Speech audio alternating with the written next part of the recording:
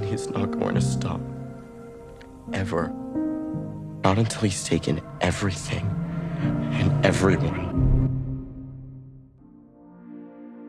Stranger Things Season 4 Volume 2 claimed the lives of 4 major characters: Papa, Eddie, Jason, and Max, but Max was saved last minute. We saw that 11 was able to reawaken, revive, and almost claim some of her body back to life, but her mind is gone. Remember, she was still used by Vecna as that 4th key to open up Hawkins, and when Vecna takes someone, he takes everything from them, their mind, and essentially their soul. So although she was revived, everything about her is gone. That's why in this scene at the end of chapter 9, we see her spin the glass Coke bottle, because she played with this bottle with Max in season 3, but it's now also a representation of how she is. She's like the glass bottle, hollow inside. Max is now just the body.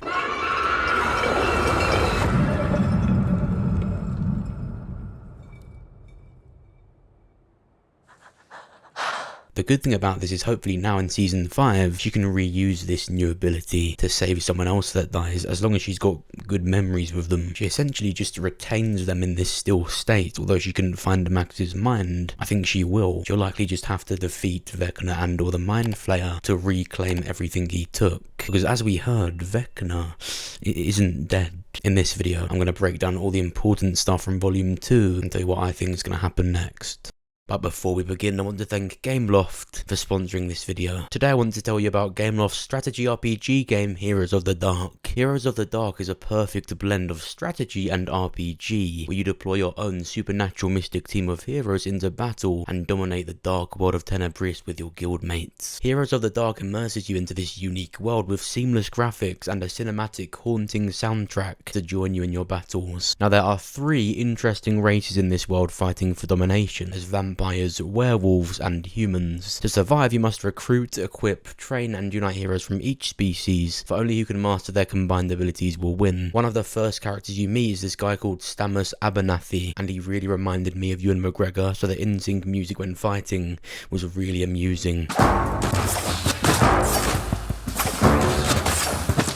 A really unique twist that no other mobile-based game has done is make your home base an actual mansion. You can upgrade it to improve your fighters and earn points and supplies. Heroes of the Dark already has a thriving fun community so you can battle against and with other players all around the world in the PvP and PvE modes. Not only can you play it on iOS and Android, but you can also play it on PC. It's on the Microsoft Store and Steam. Click the link in the description and get a free vampire, Countess Magla.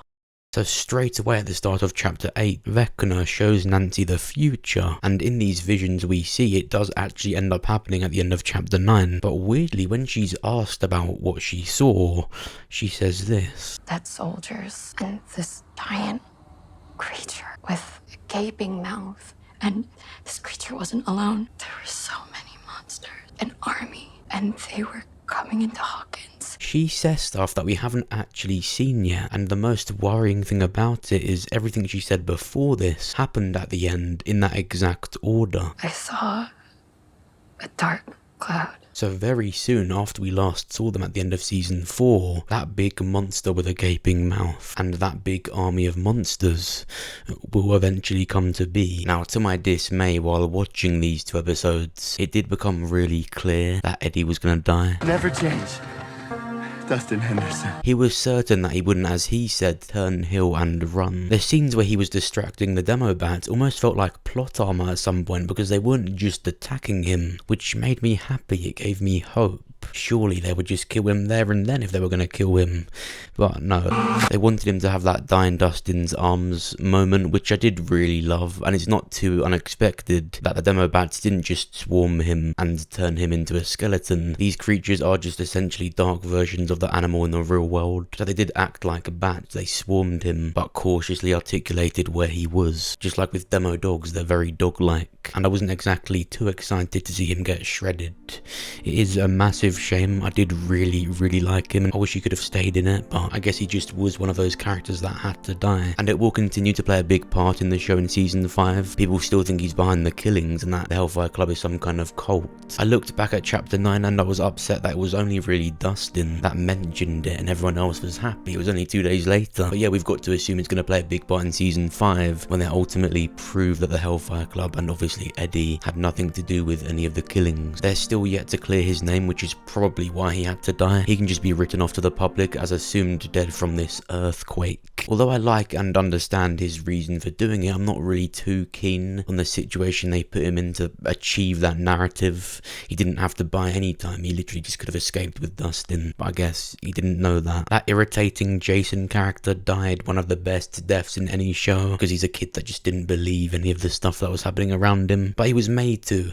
I'm pretty sure he knew there was an upside down when it was in his stomach. Now season 4 continued to show even more hints that Steve is going to die in season 5. Now with Eddie dying, you would have thought that would diminish those chances, but weirdly it still continues to set Steve up even more. And that's what I said about volume 2, because it's just 2 episodes. It's hard to say whether these things adding up say he's going to die here or in season 5, and I just think in season 5, as he is the most loved character on the show, that would be the best time to do it. It's clear the Duffer Brothers know how his story ends and how it doesn't. For example, in the RV when they were devising that big plan, Steve tells Nancy of this dream he had of having 6 kids, and later told her she was actually in that dream with him and they were their kids.